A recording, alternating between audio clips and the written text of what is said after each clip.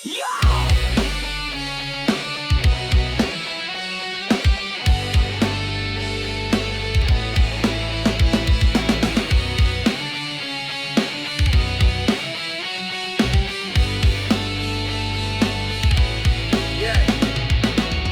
วันนี้แม่งมีแต่สีดำคนจริงโดนเหยียบคนปลอมกลับจำชีวิตผมแม่งติดลบทุกวันอยู่ในบาร์บรรทุกที่ฝนรั่วจนพื้นมันจะพัง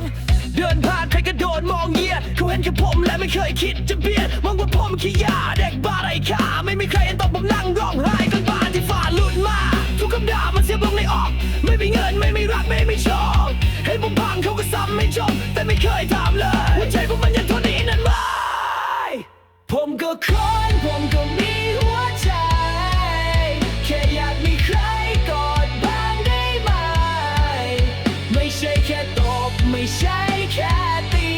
ไม่ใช่คำด่าให้เจ็บทุกทีผมมันพังแล้วทั้งร่างทั้งใจแต่ข้างในมันยังร้องขอโอกาสใหม่แต่ตอนนี้คงต้องรอชาติหน้าขอโทษนะที่ผมมาดีไม่พอวะ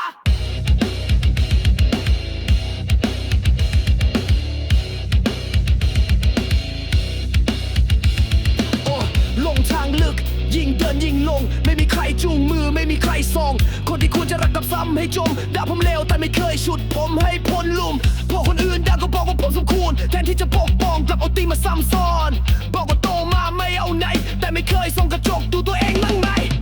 ทุกวันผมนั่งมองเพดานทั้งพังน้ำตาไหลมันไหลจนใจมันพังอยากจะหนีแต่หนีไปไหนบ้านไม่ใช่บ้านมันเป็นแค่ที่หลบตีเท่านั้นไง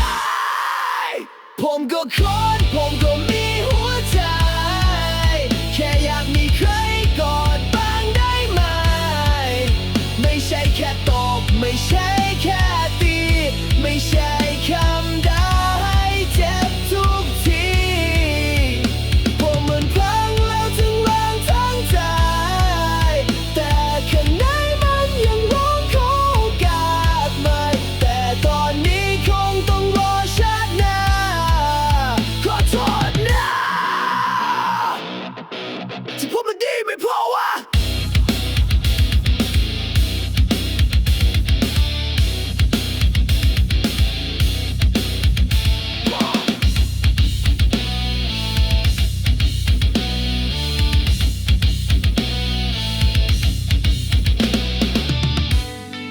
ผมก็อยากดีผมก็อยากไปไกลอยากได้แค่ความรัก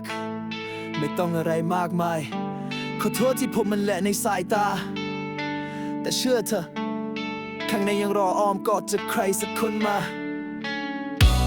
แต่คงสายไปแล้ว